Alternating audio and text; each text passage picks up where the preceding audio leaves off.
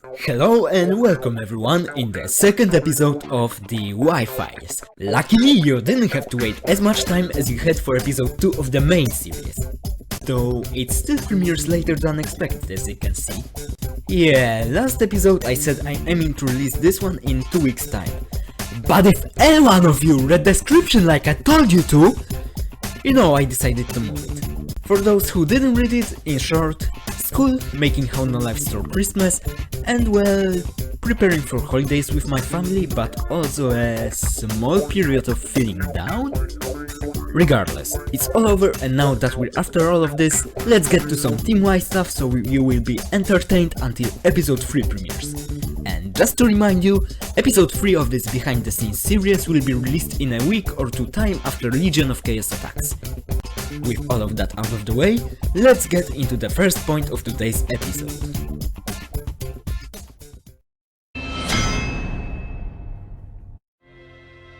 Okay, let's address the huge-ass elephant in the room. The period between episodes. Pilot was released on 26th of August 2016 and Happy Birthday premiered on 22nd of April 2019. That gives us 2 years and almost 8 months, but I always refer to it as 2.5 years for short. Rushing videos is not a good thing, but this definitely isn't the amount of time I wanted to take. And let's be honest, half of this time I wasn't even doing anything. I told this story dozens of times already and I really want to leave this all behind in the past. But just for the episode and possible viewers finding my channel thanks to this video... Alright, let's do this one last time. Main factor in such a big break was obviously school.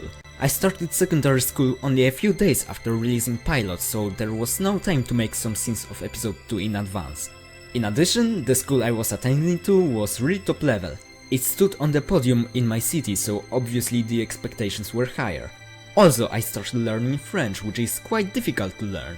I've been studying it for over 3 years now and I'm still closer to being a noob than to mastering it. The end of 2017 was particularly hard for me, but I seriously don't wanna talk about it anymore, especially in a public video, for now, to people who I don't know. But it's not just about the private life problems. The animation was very demanding in many places and let's be honest, before 2018 I had no idea there were layers in Paint.net, which is... I really cringe at that now. Prior to that, animating harder to make bits was such a big pain in the ass. Thankfully, I discovered them right before animating John and Gideon's running sequence. Layers made my work much easier, and with holidays of 2018, production on the video came back on track, to sadly stop for a few months due to No Lives Home Alone, but after that it came back on track once again, and with the beginning of my winter break at the end of January 2019, it really went off. Now, I know this may seem boring, but here are some diagrams and data because I'm a big fan of doing this. Here's in what order and what period of time each scene was being made. After first 2 scenes, I wanted to change the strategy and make them not in chronological order, but from the hardest to the easiest one. And that's how I laid them out. However, scene 7 appeared to be a little harder to make than scenes 6 and 4, considering all the details and complicated animation. And now, here's the diagram that shows how fast the production of each scene was. As I said, scenes 4 and 6 were easiest to do. Scene 6 was the first one to make and it took me a week, where 2 days were actual school days. Rest of this time I was sick, so it also made the work harder, but at least gave me more free time. Scene 4 took me just 6 days, and keep in mind that I didn't work on it every day and half of this time were work days, so I could work for maximum 3 hours in the evening. And the day I finished it, which was Saturday, I was away from home for half the day, so yeah. Okay, you're probably falling asleep there, so it's time to change the topic for something far more interesting. But don't worry, diagrams will return. What else would they expect from a guy that makes tables in Excel for fun? Right, let's talk about...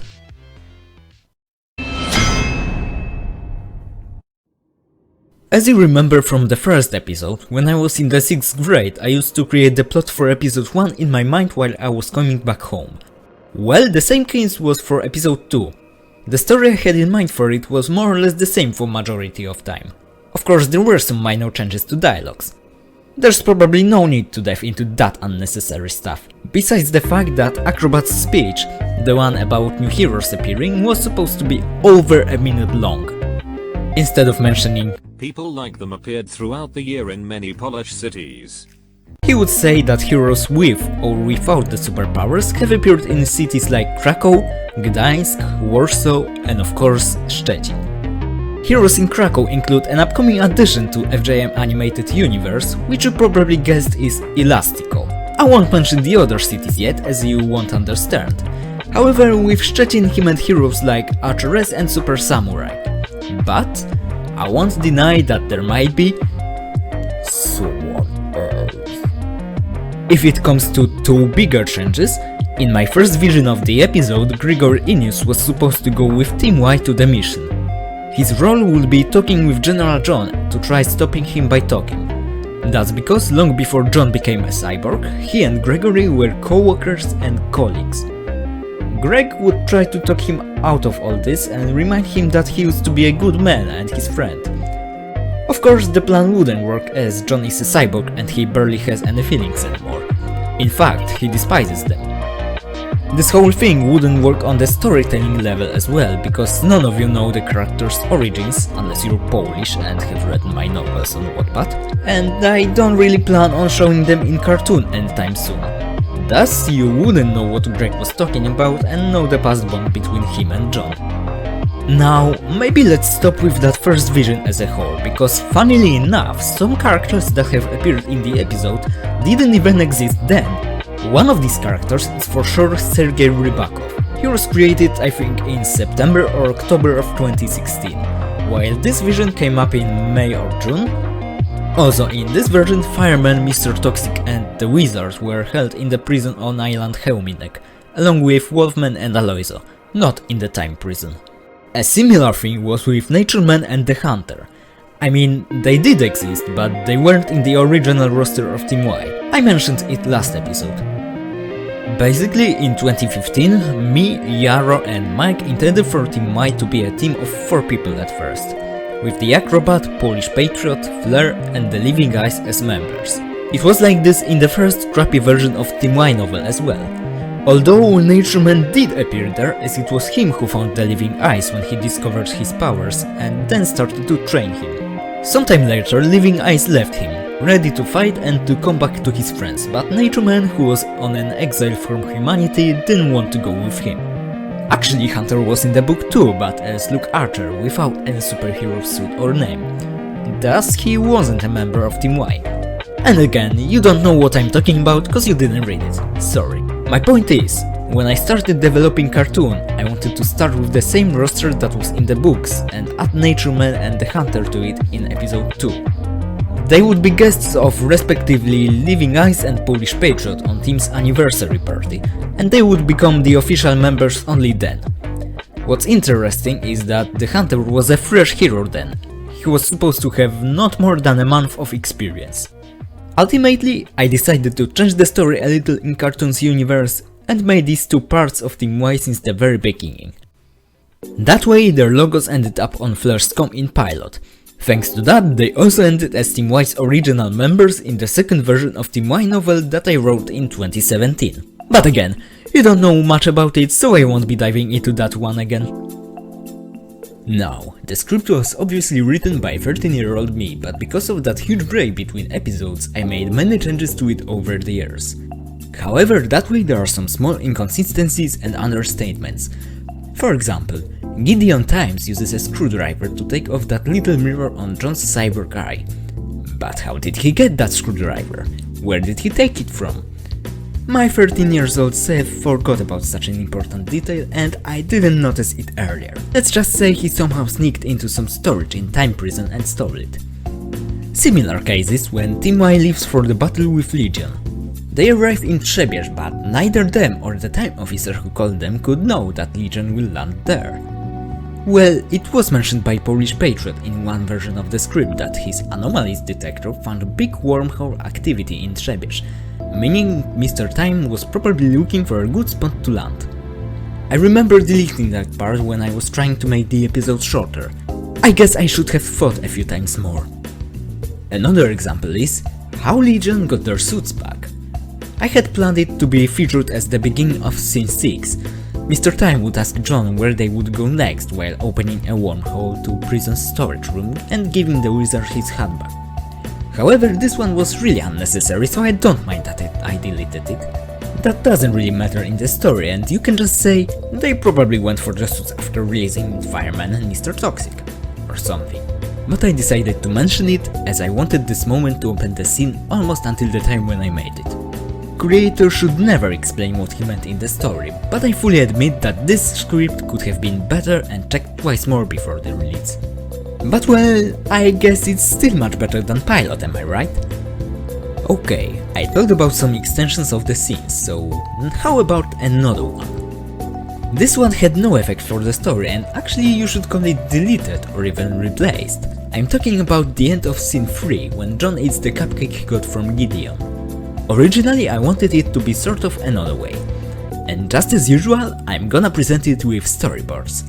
Luckily, I didn't have to search my memories this time because I still had this part saved in my script file.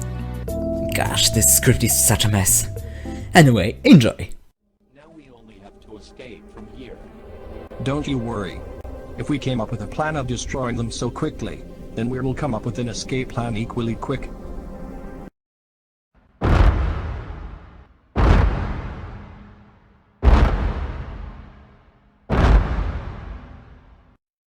Well. Here's the bastard that stole the cupcake from me. Ravu. I really feel bad for him. Wow. I didn't know that hand can bend this way. Ravu. Or leg. Darn. John must be some rubber man.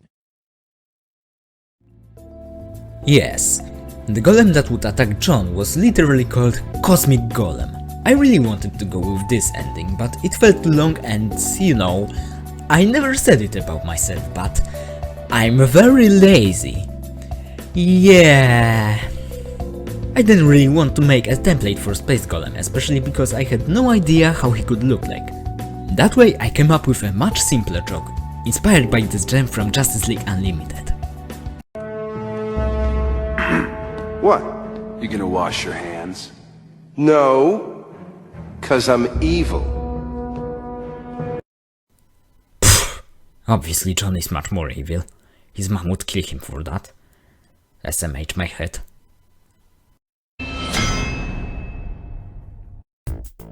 Aight, this episode had a lot of concept arts.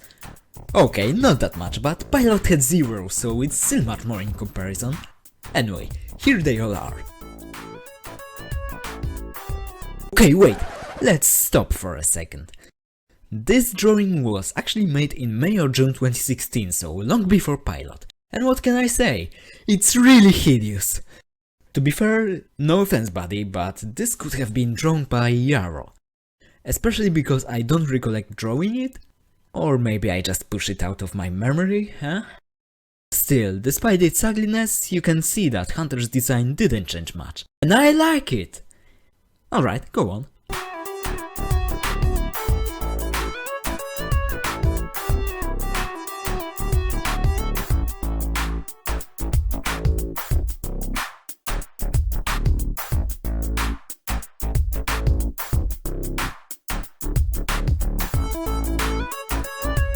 The last one you saw was more of a test drawing rather than a concept art.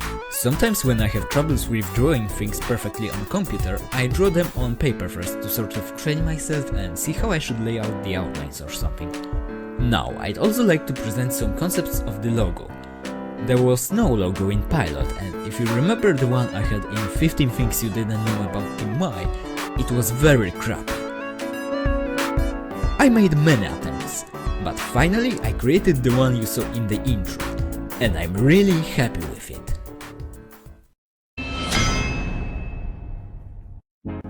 At the very beginning, when Phil wakes up and looks at his calendar, we can also partially see a newspaper in a glass. This is a very important newspaper for him, as it features the article on the main page about Acrobat's first appearance. There is some random text written on it, but I'll let you decode it yourselves. Also, the name of the newspaper is Codzienny Szczecin, which means Daily Szczecin in Polish. That's the newspaper where Phil Turner works. One more thing, most important probably. This is a photo from 2015. Either it was a frame from cartoon's first version or just a concept art. I don't remember. What matters is, this is the first picture of Acrobat I have ever released to the public. It was posted on my NK profile on 3rd of April 2015 and it changed everything. That means it was the first taken picture of Acrobat in universe and in real life. Looks like another newspaper Easter egg / detail. The one Hubert is reading features 2 articles, surprisingly not written in quotes. I actually came up with some text for them. I remember writing it in late 2016, so it still has many grammar mistakes I used to make. If you want to know, the first one is about 4 heroes: Polish Patriot, the Living Guys, the Hunter and Natureman, saving London from Russians, probably under the leadership of Sergei Rybakov. The other one is about a certain ex-soldier Yarovit Krushan, building houses for veterans in Hull. I wonder who that might be. Also, a nice coincidence. I chose Polish Patriot and the Living Guys to live there because of my trip to England back in 2011. I visited London and Hull back then, but as the capital city would be overrated, I chose the other one. Yeah, personal nostalgic reasons. However, if you look at Hull's partnership cities, you may see a familiar name. The opening we see in the episode is much different than the one in pilot. It's certainly better, that's for sure. I actually was planning to make a full-on intro that would present the 6 main members of the team, unlike the previous one. Then episode 3 would have a special intro that I have planned since 2017, and it's still gonna be a thing. And finally, we would see an intro including Archeress and Super Samurai in episode 4. And you know, I wanted to make this intro until the last day of the production, but when I finished the animation, I said, screw it, I'm not gonna waste like 3 more days for making this opening. You need to know though that Phil Turner's voiceover was supposed to be a first part of that intro, so I simply included just it. The wizard's prisoner number isn't a reference to anything, however there is a pattern behind it. The letter at the start sort of indicates when the prisoner was imprisoned. First prisoner ever would have a number that starts with A00, then it goes to, for example, A99 with every next prisoner, and finally into B00. The other numbers are simply the date of their imprisonment. You can clearly see here that the wizard landed in time prison on 2nd of February 2016. If John had found himself there for the first time after the events of Pilot, his number would be probably a random letter and 2 numbers, and then 180516. But since he has escaped the prison on multiple occasions, he still has the same number he got when he went there for the first time. When John introduces us to members of Legion of Chaos in Time Prison, there are special arts that present a scene from their past, usually a fight with Team Y. When we see the wizard battle with the team, there are 5 members controlled by him. Natureman is the only one standing. I thought he would be immune for certain reasons. The Living Guys is against him, under the wizard's control. Polish Patriot has some serious headaches, maybe some crazy visions. The Hunter is holding something to read for the wizard, which we'll get onto later, and Acrobat is dancing Krakowiak, which is a traditional Polish dance. He's also wearing the traditional suit for this. Oh, also Flair acts like a dog, which is a reference to my first never finished draft of Team Y additional stories, one of the novels. The same thing happened there when they first met the wizard. Lepsko is obviously a parody of Tesco. It has similar logo with reversed colors. The name wouldn't be possible without my second grade of middle school. Wow, this is probably the only time I don't recollect this year with hatred. Anyway, me and my classmates used to call ourselves plebes a lot, and as it was the 2017/18 year, and I made that scene mainly during summer holidays of 2018, yeah, that's where this came from. Fluffy Tummy is basically a line of patisseries in FJM universe. Its main patisserie is located in Krakow, but it's a countrywide company with over 50 facilities in many cities. Our heroes will often take their donuts, bagels, croissants, or just coffee from there. Keep your eyes open, cause it's gonna appear on multiple occasions in the future. So, this is the building under which Rybakov's lair is located. This building actually exists in real life, and it's the Kyiv University, or rather, Taras Savchenko National University of Kyiv. Team Y, as the name suggests, collects people with I mean superhumans. Polish Patriot cuts his sentence here when saying Y genes. No, not the male chromosomes. Y-gene is basically the special gene in FJM universe that appears in DNA of some people and gives them superpowers. These people are known as superhumans, and of course notable examples include the acrobat with super strength, Flare with super speed, the living ice with cryokinesis, Nature Man with nature control and telepathy, and Polish Patriot with telekinesis. And yes, Y-gene is obviously inspired or rather taken from Marvel's X-gene. The name was created by our trio in 2015, so we weren't really aware of all this copyright stuff yet. That's why I'm trying to limit the usage of this name and use superhumans, or just the gene instead. The recordings from street cameras that presented Archer-S and Super Samurai to the team were inspired by Justice League members' cameos in Batman v Superman. Yeah, personally I think I did it better. Especially cause we already knew these characters, so I wasn't introducing them through a freaking email! Island Helminek was actually supposed to be a fictional island of St. Peter. Here are some concept arts of it. The interior is canonically the same. I changed the island to the real island Helminek that's located on the Zalew Szczeciński, Szczecin Lagoon. The last frame of this episode was a historic moment. Note this date. It was made on the 20th of April 2019 at 8:56 PM and saved with the final changes on 9:01 PM. There is a banner in Team Y's cave that says Happy B-Day. I took that from the line Wszystkiego najlepszego, which is a transformation of Polish phrase Wszystkiego najlepszego, so basically happy birthday wishes. I used it in my special Team Y first anniversary art. First. Hey. This moment was actually intended to be a spoof of people on YouTube constantly writing first a few seconds after uploading the video without even watching it. As you can clearly see, Grigory Ilnius got his cap from a person named Eddie Stick. That's the real name of a superhero Elastico. The Krakowian hero Greg mentions is also him. This is obviously a reference to my good friend Dr. Saturn, because you know, Saturn. Also, the same gag appeared in his now unpublic video Us vs Us 4 out of 4. However, it was inspired by mine. I made this frame on July 2nd of 2017, so a few days before that. What John mentioned during his talk with Gideon was a reference to his origin story. Basically, he was one of the Unity scientists, as well as Greg Ilnius, who were working on a very big portal to another universe project.